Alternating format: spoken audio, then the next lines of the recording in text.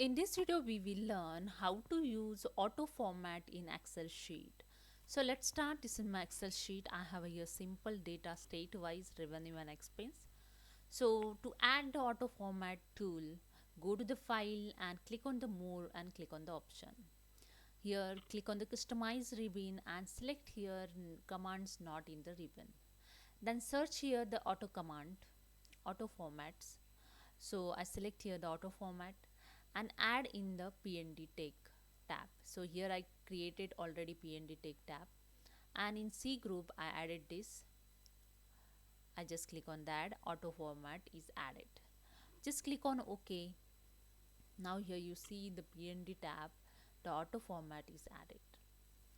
To set the auto format, just click on it, and first you have to select the data. I select here the data, then click on the auto format option.